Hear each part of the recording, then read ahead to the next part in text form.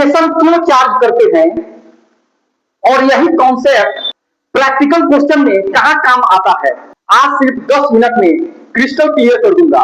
Hello dear student, welcome back to AK topper institute. Part 1 में हमने सीखा था व्हाट इज डिप्रिसिएशन। आज पार्ट 2 में समझेंगे why we charge depreciation and how to use और apply in the practical question.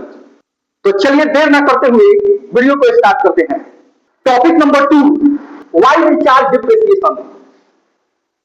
Depreciation हमें क्यों लगानी चाहिए या चार्ज करनी चाहिए। Depreciation is charge to allocated the depreciable amount. Allocated का मतलब होता है आवंटन करना, यानी कि उसको वितरण करना।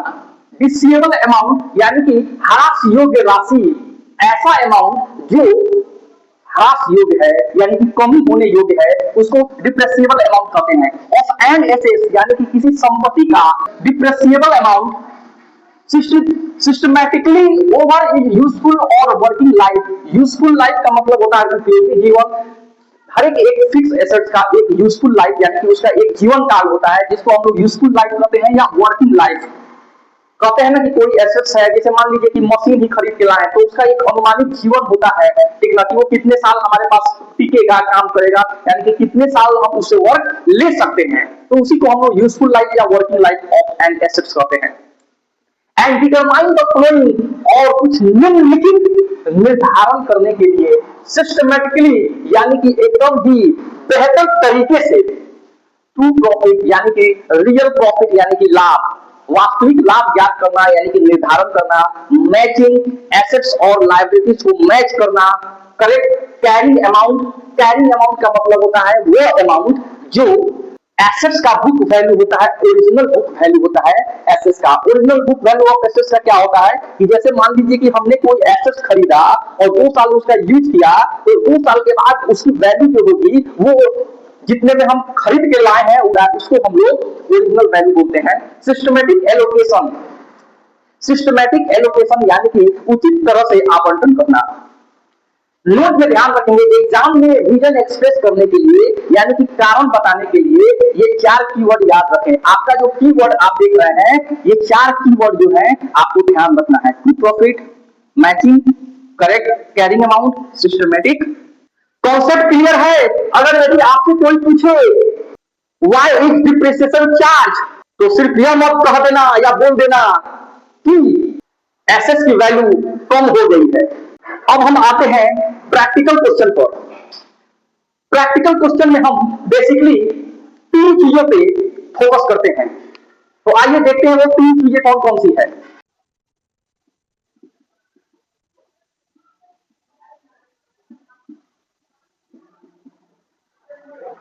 पहला है कॉस्ट ऑफ एसेट्स।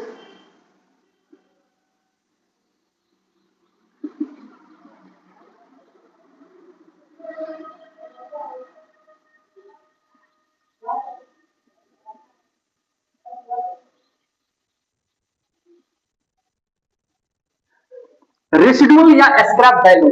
रेसिडुअल या स्क्रैप वैल्यू।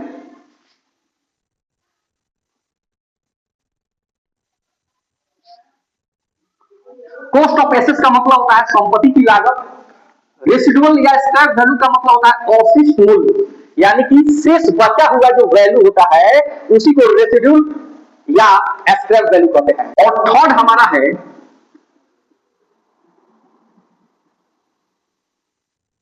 यूजफुल या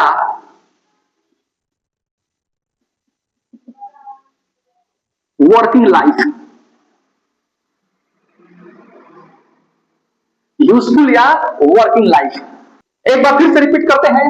कॉस्ट ऑफ एसेट संपत्ति की लागत, जितना में हम संपत्ति परचेस किए हुए होते हैं फर्स्ट टाइम, उसका ओरिजिनल वैल्यू।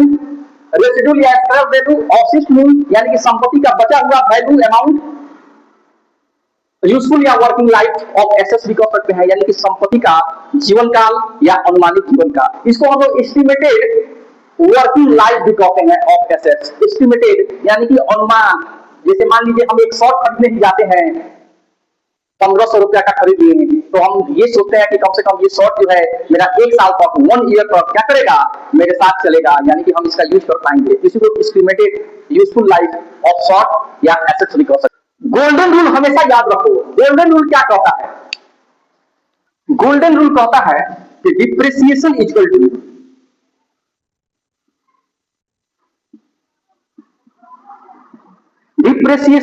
टू अब हमने जो ये 3 टॉपिक लिखा हुआ है, ठीक ना, कि प्रैक्टिकल क्वेश्चन जब भी हम सॉल्व करने चलेंगे तो ये 3 टॉपिक से ही काम होगा। तो आइए, depreciation equal to cost of assets लिख सकते हैं। कॉस्ट ऑफ एसेट्स, संपत्ति की लागत, माइनस इसमें से कर देना है स्क्रैप वैल्यू।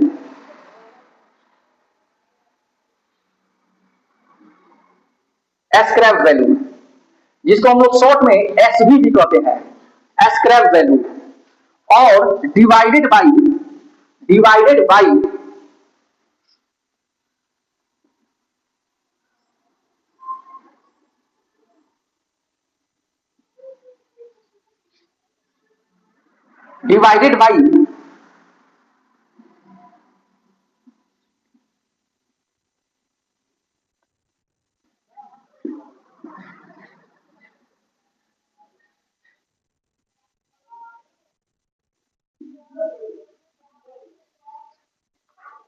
एस्टिमेटेड यूजफुल या वर्किंग लाइफ ईयर में रहता है, आपको ईयर में आपको अवेलेबल रहेगा। फॉर एग्जाम्पल समझते हैं इसको, हम एक एग्जाम्पल से समझते हैं, उससे पहले हम रिपीट कर लें। हाउ टू यूज या apply in the practical question cost of assets, residue या स्क्रैप वैल्यू, यूजफुल या वर्किंग लाइफ, और इसका गोल्डन रूल हम हमेशा याद रखेंगे। कॉस्ट ऑफ एसेट्स में से माइनस कर देना है स्क्रैप वैल्यू या residual value, estimate working life से क्या करना है, आपको डिवाइड कर देना है। तो चलिए इसको एक एग्जाम्पल से समझते हैं कि मान लीजिए फॉर एग्जाम्पल के लिए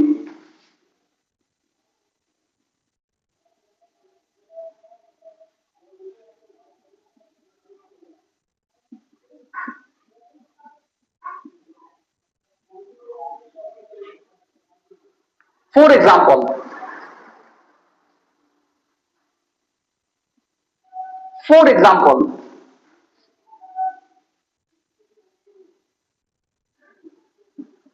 कॉस्ट ऑफ मशीन, हमारा मशीन का एक कॉस्ट है, कॉस्ट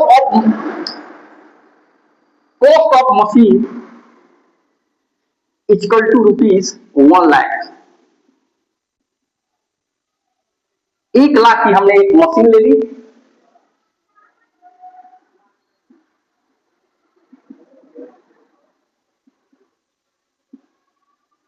उस पे हमारा रेसिडुअल वैल्यू जो है 10,000 रुपीज का हो गया, 10,000 रुपीज। उसके बाद हमारा यूजफुल लाइफ जो है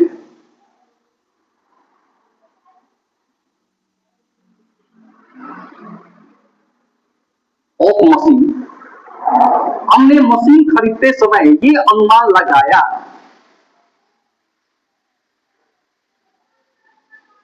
कि इस मशीन का यूज हम लोग अपने बिजनेस में 5 साल तक करेंगे, 5 years, 5 number of years. Step 1 देखते हैं।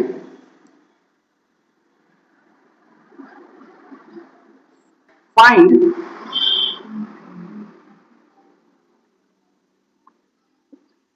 Depreciable amount. डिप्रिसिएबल अमाउंट को सबसे पहले फाइंड करेंगे, कैसे, तो कुछ ऐसे।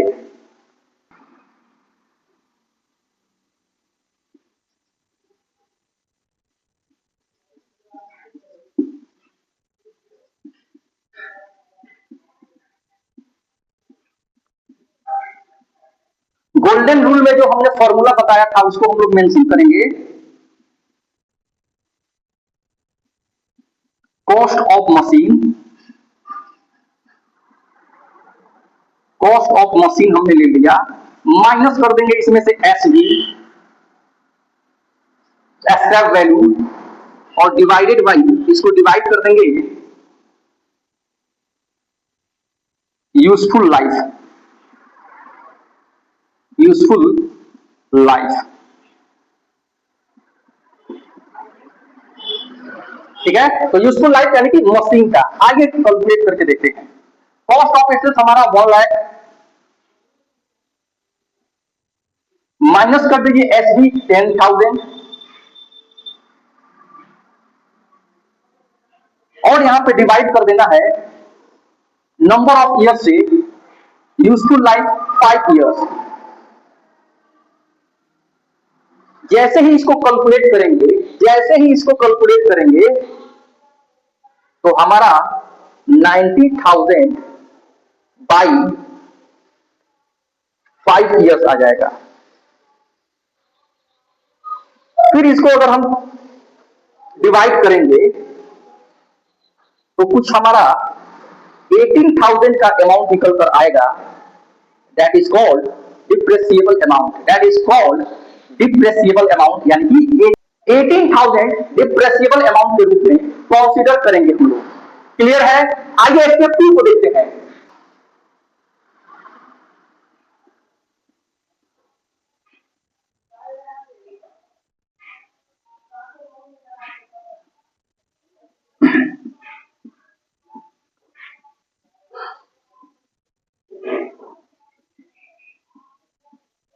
हमने जिस एसेट्स पे डिप्रेसिएशन निकाला, चार्ज किया था, उसका बुक वैल्यू पता करेंगे। Book value, book value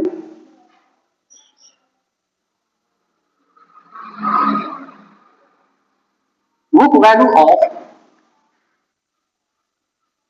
machine after 1 year.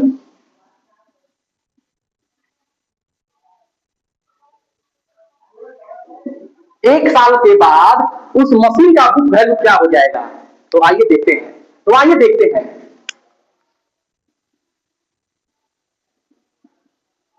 Book value equal to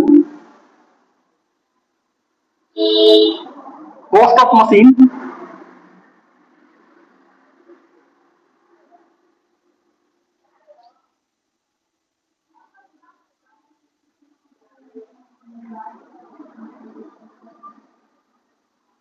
cost of machine minus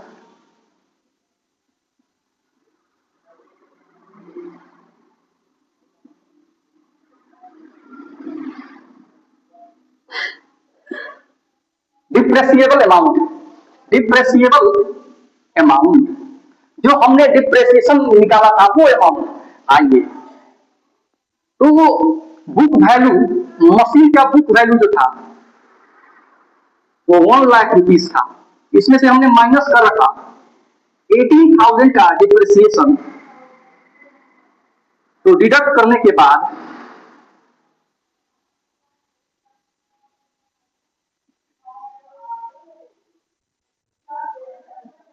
82,000 का हमारा बुक वैल्यू ऑफ मशीन हुआ। आई होप डिप्रेसिएशन का ये कॉन्सेप्ट आप अच्छे से समझ रहे होंगे। डियर फ्रेंड, अब आपको यह क्लियर हो गया कि डिप्रेसिएशन सिर्फ वैल्यू रिडक्शन नहीं है, बल्कि इसके पीछे पूरा अकाउंटिंग का लॉजिक है। अगर आज डे 2 का कॉन्सेप्ट क्लियर हो गया हो तो कमेंट में क्लियरली कर मेंशन करें, क्योंकि एक टॉपर इंस्टीट्यूट पर अकाउंटेंसी को रटेंगे नहीं, समझेंगे।